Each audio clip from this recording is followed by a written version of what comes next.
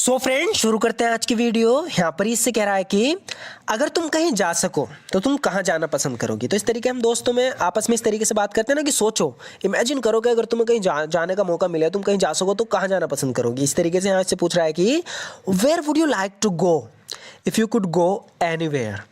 Where would you like to go if you could go anywhere, यानी अगर तुम कहीं भी जा सको तो तुम कहाँ जाना पसंद करोगी।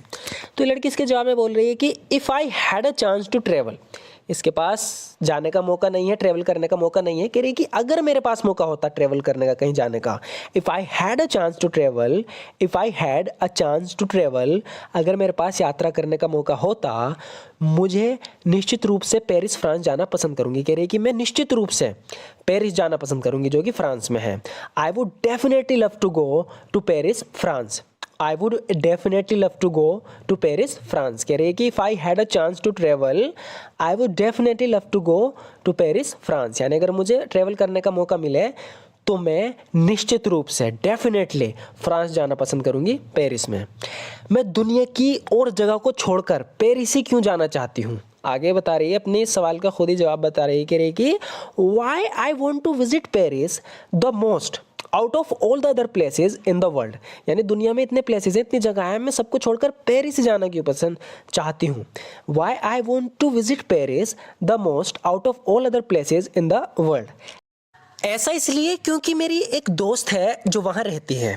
आगे बता रही है कि इट्स बिकॉज, ऐसा इसलिए क्योंकि, it's because I have a friend who lives there, मेरी एक दोस्त है जो वहाँ रहती है। It's because I have a friend who lives there. हम एक ही यूनिवर्सिटी में पढ़ते थे। तो अपने दोस्त के बारे में बता रही है। कह रही है कि we were at the same university. कहने का मतलब है कि हम एक ही यूनिवर्सिटी में थे। We were at the same university, we were at the same university, हम एक यूनिवर्सिटी में थे। हम पहली बार लाइब्रेरी में मिले थे। We first met in the library, we first met in the public library. तो बता रही कि हम पहली बार लाइब्रेरी में मिले थे, यानी पब्लिक लाइब्रेरी में मिले थे।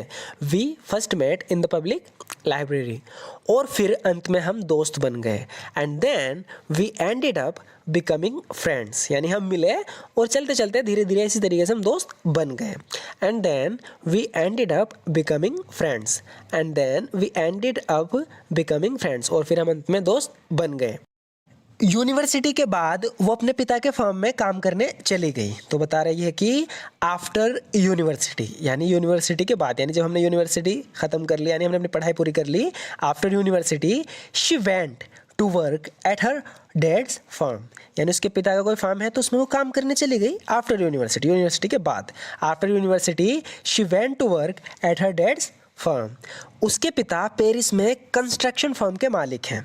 हर father owns a construction firm in Paris, her father owns a construction firm in Paris, यानी उसके पिता पेरिस में कंस्ट्रक्शन फर्म के मालिक हैं।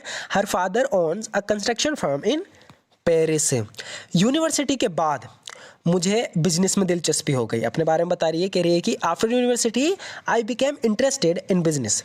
After university I became interested in business, यानी यूनिवर्सिटी के बाद तो मुझे बिजनेस में दिलचस्पी हो गई थी। After university I became interested in business.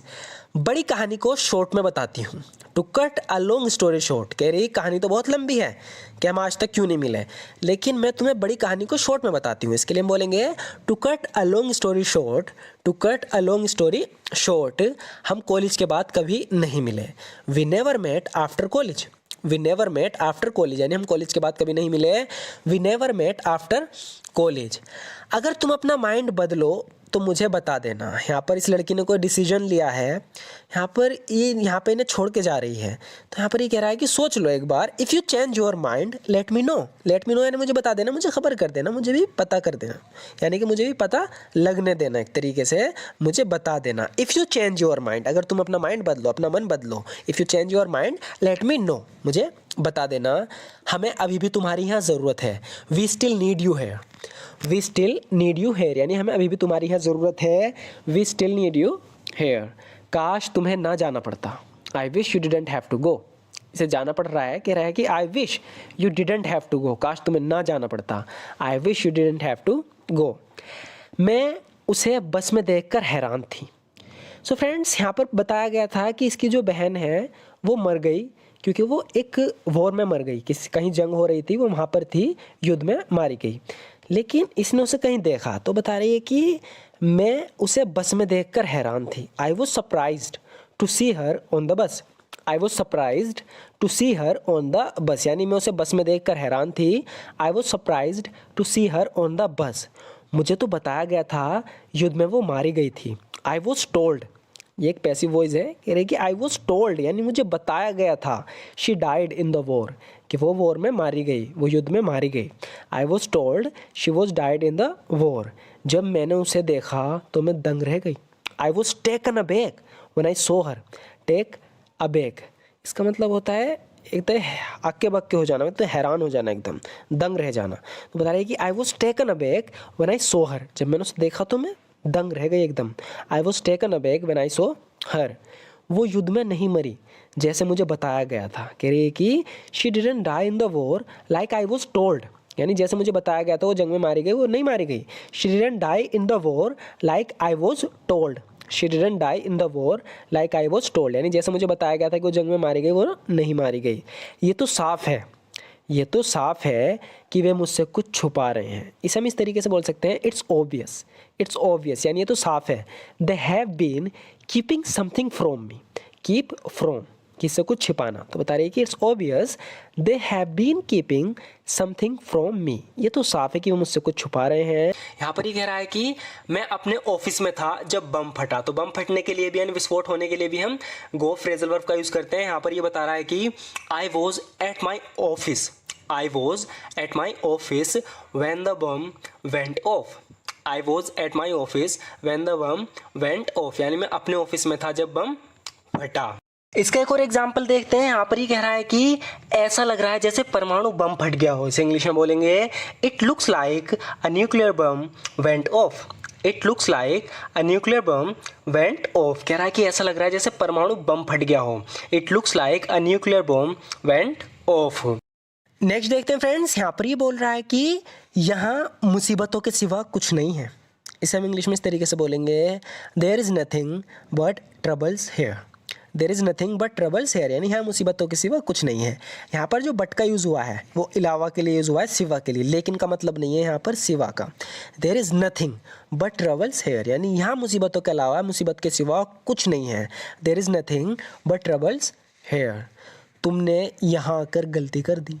You made a mistake coming here. You made a mistake coming here, यानी यहाँ आकर तुमने गलती कर दी। You made a mistake coming here. So friends, आज की वीडियो में बस इतना ही। और इस वीडियो में भी हमने लास्ट के जो 2-3 सेंटेंस हैं वो अपनी पुरानी वीडियो से रिपीट किए हैं। रिपीट इसलिए किए हैं ताकि प्रैक्टिस हो जाए।